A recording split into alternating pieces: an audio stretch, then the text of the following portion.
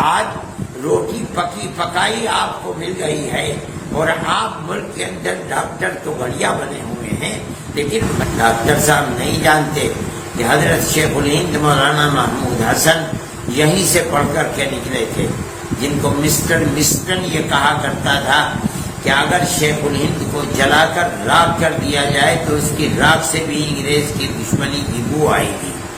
جمعیت علماء اس بنیاد کے اوپر جو کام کرتی ہے اس کام کے اندر ہندو مسلم کی کوئی تفریق نہیں ہوتی، ہم آج بھی کام کر رہے ہیں۔ میرے بعض دوستوں نے مجھے آج ڈاکٹر تو بڑھیا جی کا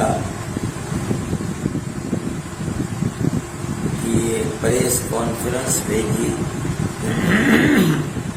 جس میں محترم ڈاکٹر صاحب طالبان کے سلسلے میں یہ بتا رہے ہیں کہ تبلیغی جماعت ان کی ماں ہے، دارالعلوم دیوبند ان کا باپ ہے، اور انہوں نے یہ مطالبہ کیا ہے کہ تبلیغی جماعت کو، دارالعلوم دیوبند کو اور جمعیت علماء کو بند کیا جائے۔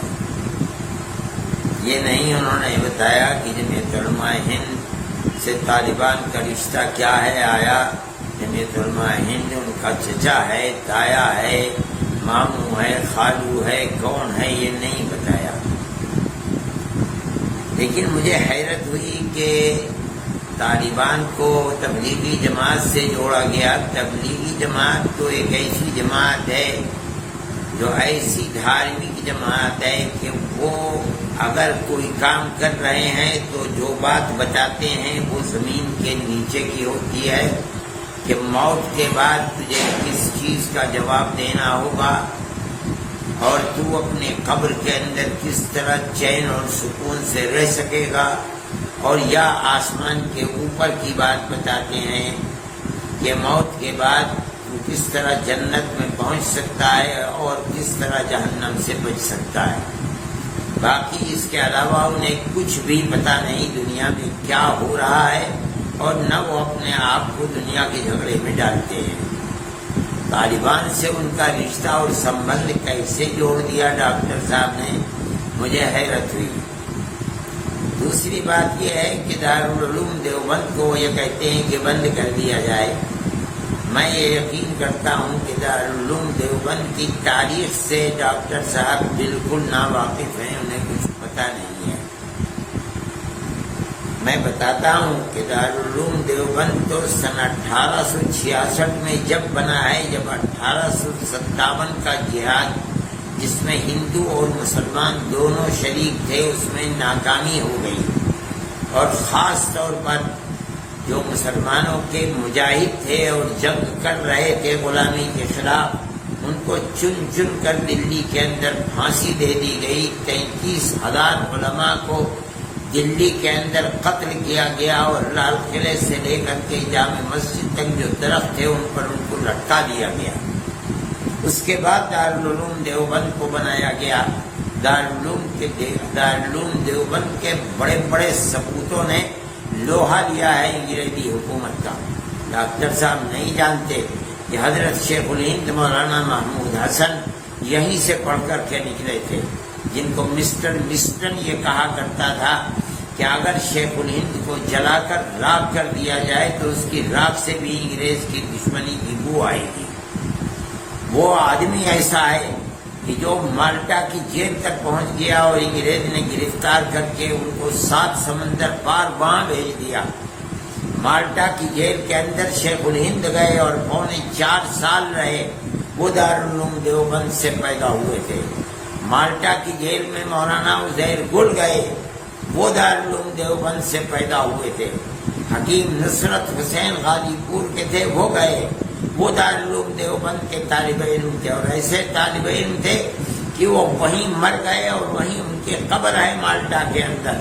ان سے انگریز نے کہا جب بیماری لمبی ہوئی کہ ہم آپ کو معاف کر دیں گے، آپ جائیں اپنے وطن میں۔ انہوں نے کہا کہ مجھے مرنا منظور ہے، اپنے وطن کی زندگی منظور نہیں ہے کہ میں انگریز سے معافی مانگ کر کے یہاں سے جاؤں۔ چنانچہ مر گئے اور وہیں دفن ہو گئے۔ مولانا مدنی دارالعلوم دیوبند کے فارغ ہیں، مالٹا کی جیل میں رہے۔ مولانا وحید احمد دیوبند کے فاضل ہیں، مالٹا کی جیل کے اندر رہے۔ یہ دارالعلوم دیوبند کا کردار ہے۔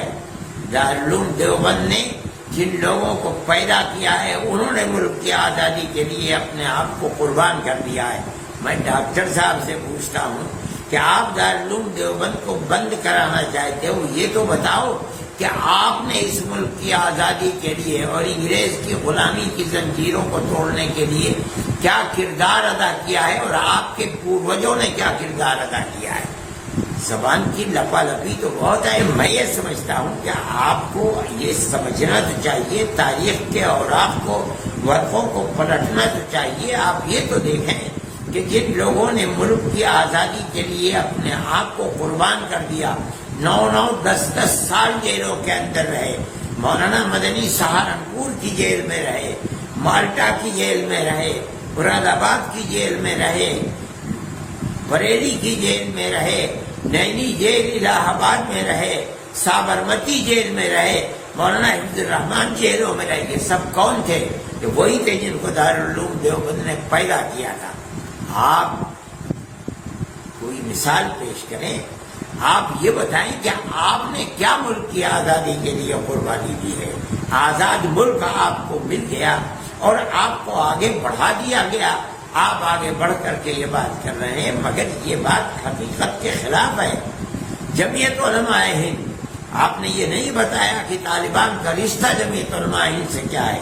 مولانا مدنی جمعیت علماء کے صدر تھے، تقریباً 10 سال انگریز کی جیل کے اندر رہے اور جمعیت علماء کے صدر ہے۔ آج بھی جمعیت علماء کا ایک کردار ہے، اور وہ یہ ہے کہ جمعیت علماء مذہب کی بنیاد پر 2 قومی نظریے کو نہیں مانتی، غلط ہے۔ اس ملک کے سب بسنے والے ایک ہی قوم ہیں۔ جمعیت علماء اس بنیاد کے اوپر جو کام کرتی ہے اس کام کے اندر ہندو مسلم کی کوئی تفریق نہیں ہوتی۔ ہم آج بھی کام کر رہے ہیں۔ ہم نے کیرلا کے اندر کام کیا، ایک مکان 4 لاکھ روپئے کا بنا ہے۔ ہم نے ان مکانوں کے اندر کچھ نہیں دیکھا۔ ہندو ہے تو اس کو مکان بنا کر کے دیا، عیسائی ہے تو اس کو مکان بنا کر کے دیا، مسلمان ہے تو اس کو مکان بنا کر کے دیا۔ ڈاکٹر صاحب محترم، آپ ثابت کریں کہ آپ نے پیڑت ہندوؤں کے لیے کام کیا ہے تو کئی مسلمان پیڑت مسلمانوں کے لیے کام کیا ہے؟ آپ نہیں پیش کر سکتے۔ ہم آج بھی کام کر رہے ہیں۔ آپ کا یہ بیان بمبئی کے لیے، ہم بمبئی کے اندر کام کر رہے ہیں، کوکن کے علاقے کے اندر۔ آپ نہیں سمجھتے ہیں ہم نے کتنا کام مسلمانوں کے لیے کیا ہے اور کتنا کام ہندوؤں کے لیے کیا ہے۔ ہمارے یہاں کوئی تفریق نہیں۔ ہم نے 33 مکان ہیں جن مکانوں کو ہمیں مکمل بنا کر کے دیا۔ میں آپ سے کہتا ہوں کہ اس کے اندر سے 15 مکان غیر مسلموں کے ہیں جن کے اندر ہم بنا کر دے رہے ہیں۔ اس کے اندر 1-2 مکان مرمت کے بھی ہیں، باقی ہم پورے مکان بنا کر کے دے رہے ہیں۔ ایک مکان کے اوپر خرچ 3.5 سے لے کر کے 4 لاکھ روپئے تک ہے۔ ہمارے نزدیک سب ایک قوم ہے، 2 قومیں نہیں ہیں۔ یہ آپ کا نظریہ ہے، ہمارا نظریہ تو ایک ہی ہے۔ یہ کام جمعیت علماء ہند کر رہی ہے۔ آپ یہ چاہتے ہیں کہ اس دروازے کو بند کیا جائے، تو آپ یہ بتائیے کہ کام کرنے کا طریقہ کیا ہے۔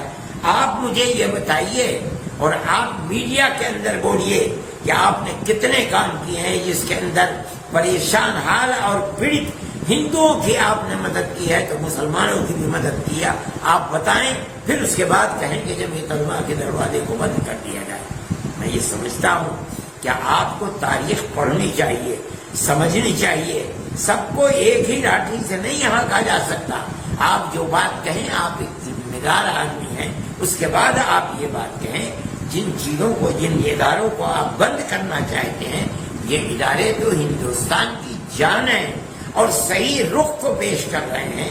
میں نہیں مانتا کہ کسی مذہب کا ماننے والا اس نفرت کی سیاست کو قبول کرے گا۔ جو کر رہا ہے وہ کسی مذہب سے تعلق نہیں رکھتا، ایک غلط بات کر رہا ہے۔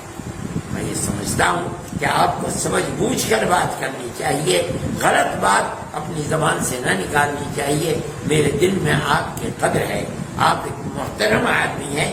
مجھے تکلیف ہوئی کہ آپ جیسے آدمی شہرت یافتہ آدمی ایسی بات کرے، میں اس بات کو غلط سمجھتا ہوں۔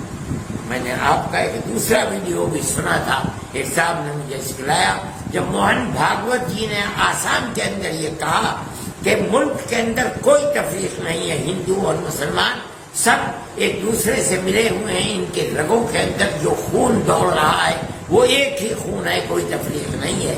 اس کے اوپر آپ موہن بھاگوت جی کے اوپر کتنا ناراض ہوئے۔ میں یہ سمجھتا ہوں کہ RSS کے سنچالک کی یہ بات بڑی بہترین بات تھی، اور وہ یہ سمجھ رہے ہیں کہ اس ملک کو زندہ کس طرح رکھا جا سکتا ہے اور اپنے اس ملک کے اندر امن و امان کی کس طرح پیدا ہو سکتا ہے۔